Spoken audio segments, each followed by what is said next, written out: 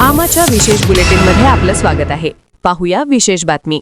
नवी मुंबईतील महापे परिसरात बनावट शेअर बाजार कॉल सेंटर चालवून नागरिकांची कोट्यावधी रुपयांची फसवणूक करणाऱ्या टोळीचा पोलिसांनी पर्दाफाश केला आहे।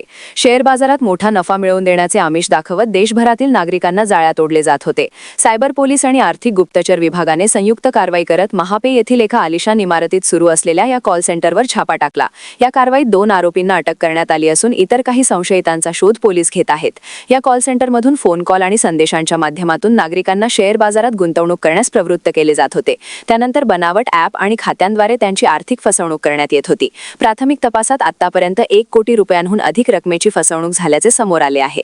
दरम्यान या प्रकरणात आणखी किती लोकांची फसवणूक झाली आहे याचा शोध घेण्यासाठी पोलीस पुढील तपास करत आहेत। महापे गावामध्ये एक टेक्नोसिटी म्हणून जो IT पार्क आहे त्या ठिकाणी एक DG शेअर मार्केट रिसर्च म्हणून एक कंपनी होती। त्यामध्ये नागरिकांना अधिक परताव्याचं आमिष दाखवून त्यांच्याकडून इंट्राडे ट्रेडिंग आणि इक्विटी स्टॉक मार्केट ट्रेडिंगमध्ये लोकांना गुंतवणूक करण्यासाठी प्रलोभन दाखवण्याचा प्रकार घडत आहे अशी माहिती आमचे जे फायनान्शियल इंटेलिजन्स युनिट आहे त्याचे PSI काकड आणि API गोरे यांना मिळाली होती। त्या माहितीला अनुसरून क्राईम ब्रांचचे FIUचं युनिट आणि सायबर पोलीस स्टेशन यांनी संयुक्त कारवाई केलेली आहे। त्यामध्ये म्हणजे खरंच हा प्रकार घडल्याचं निष्पन्न झालेलं आहे। त्या ठिकाणी मिळालेल्या माहितीनुसार त्याचे अकाउंट्स त्या ठिकाणी मिळाले। त्यामध्ये 5 NCCRP पोर्टलवरती तक्रारी दाखल होत्या